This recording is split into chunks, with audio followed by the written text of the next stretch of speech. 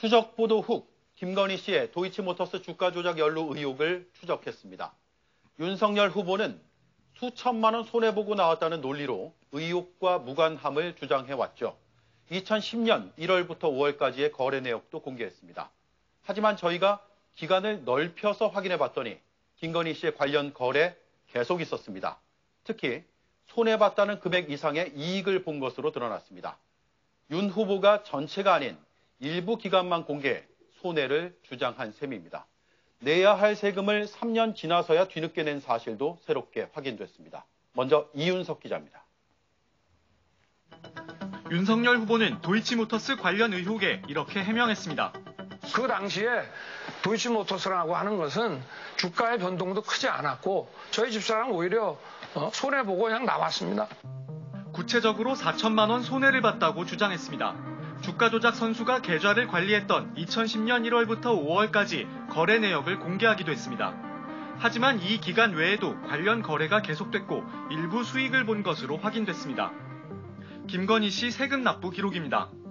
2016년 7월 증권거래세 118만 원과 양도소득세 2,058만 원을 냈습니다. 귀속 연도는 2013년으로 돼 있습니다. 세금을 3년 만에 뒤늦게 낸 겁니다. 어디서 돈을 벌었는지 추적했습니다. 김 씨는 2012년 11월 권오수 도이치모터스 회장에게서 신주인수권 약 51만 주를 주당 195.9원에 샀습니다. 1억 원어치였습니다.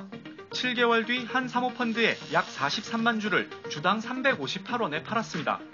약 7천만 원을 벌었습니다. 김 씨가 내야 할 세금은 수익의 약 20%였지만 제때 세금을 내지 않아 가산세까지 내야 했습니다. 사모펀드 사무실을 찾아가 봤습니다. 당시 개인정보가 공개되지 않았던 김 씨와의 거래가 어떻게 가능했는지 물었습니다. 저는 김건희 씨가 남자인지 어쨌든 저는 남자 좀 기억도 안 나고 그냥 그때 우리는 이거를 브로커를 해주시는 분 소개를 증권사가 해줬어요. 정확히 누군지는 말할 수 없다고 했습니다. 김 씨와 함께 사모펀드의 신주인수권을 대량 매각한 모 기업 대표도 찾아가 봤습니다. 대표님이 지금 어디 딴데 인터뷰를 하거나 그럴 생각 없다고 일단 말씀을 하시더라고요. 대표님이 도이치모터스 주요 주주로도 오래 활동을 하셨었잖아요. 전 그거 전혀 몰라요. 도이치모터스 측도 해명을 거부했습니다.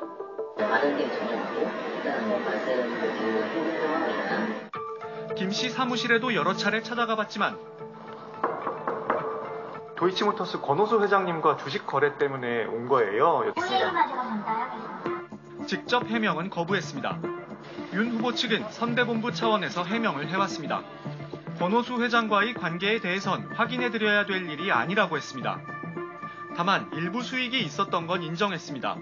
수익에 대한 세금을 3년 늦게 납부한 것에 대해선 신고 절차가 익숙하지 않아 가산세를 포함해 뒤늦게 납부했다고 했습니다.